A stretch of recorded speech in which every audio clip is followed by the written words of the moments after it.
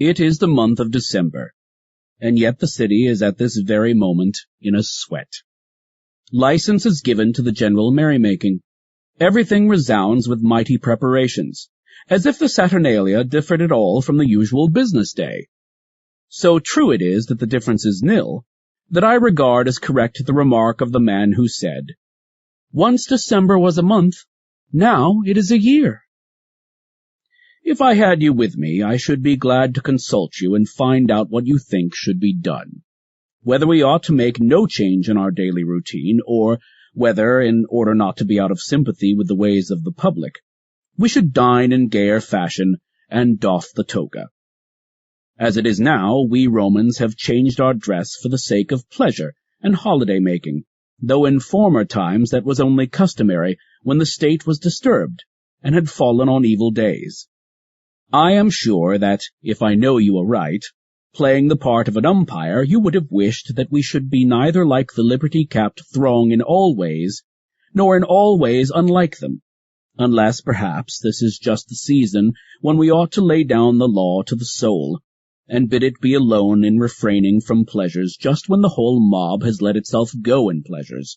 For this is the surest proof which a man can get of his own constancy, if he neither seeks the things which are seductive and allure him to luxury, nor is led into them. It shows much more courage to remain dry and sober when the mob is drunk and vomiting, but it shows greater self-control to refuse to withdraw oneself and to do what the crowd does, but in a different way, thus neither making oneself conspicuous nor becoming one of the crowd. For one may keep holiday without extravagance.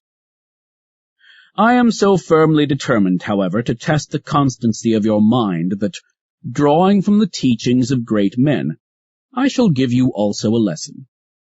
Set aside a certain number of days, during which you shall be content with the scantiest and cheapest fare, with coarse and rough dress, saying to yourself the while, "Is this the condition that I feared?" It is precisely in times of immunity from care that the soul should toughen itself beforehand for occasions of greater stress, and it is while fortune is kind that it should fortify itself against her violence. In days of peace the soldier performs maneuvers, throws up earthworks with no enemy in sight, and wearies himself by gratuitous toil, in order that he may be equal to unavoidable toil. If you would not have a man flinch when the crisis comes, train him before it comes. Such is the course which those men have followed who, in their imitation of poverty, have every month come almost to want, that they might never recoil from what they had so often rehearsed. You need not suppose that I mean meals like Timone's, or paupers' huts, or any other device which luxurious millionaires use to beguile the tedium of their lives. Let the pallet be a real one, and the coarse cloak. Let the bread be hard and grimy. Endure all this for 3 or 4 days at a time, sometimes for more, that it may be a test of yourself instead of a mere hobby. Then, I assure you, my dear Lucilius, you will leap for joy when filled with a pennyworth of food, and you will understand that a man's peace of mind does not depend upon fortune. For, even when angry, she grants enough for our needs.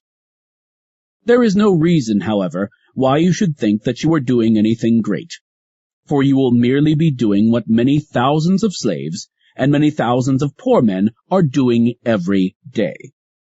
But you may credit yourself with this item, that you will not be doing it under compulsion, and that it will be as easy for you to endure it permanently as to make the experiment from time to time.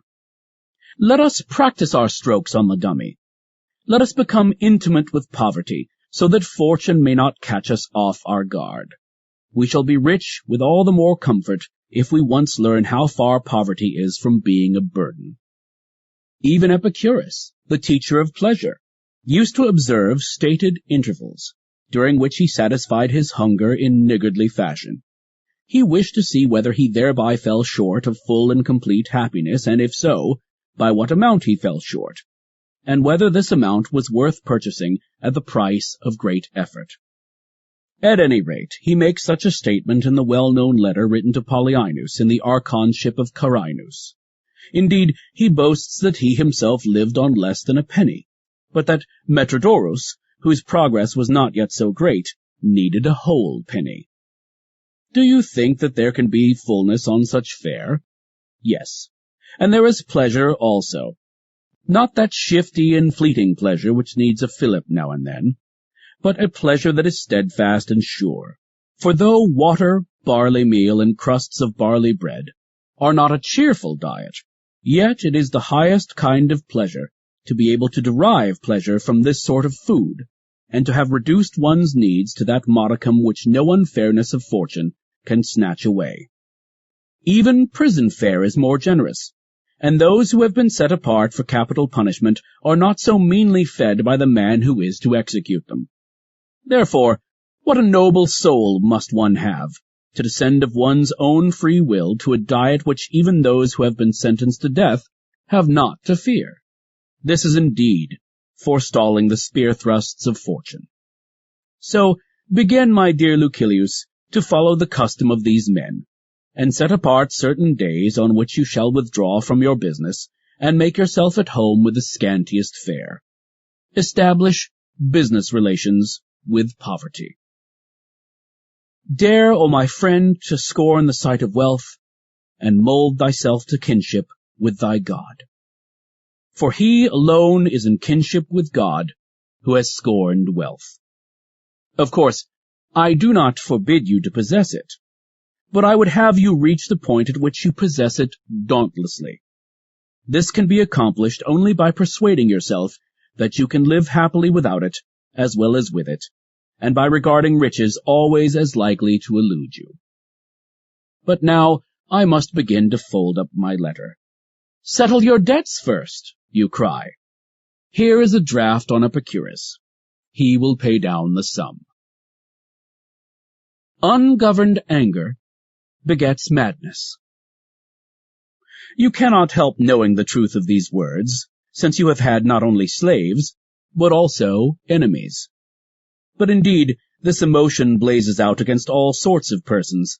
It springs from love as much as from hate, and shows itself not less in serious matters than in jest and sport. And it makes no difference how important the provocation may be, but into what kind of soul it penetrates. Similarly with fire, it does not matter how great is the flame, but what it falls upon. For solid timbers have repelled a very great fire. Conversely, dry and easily inflammable stuff nourishes the slightest spark into a conflagration. So it is with anger, my dear Lucilius. The outcome of a mighty anger is madness, and hence anger should be avoided, not merely that we may escape excess, but that we may have a healthy mind. Farewell.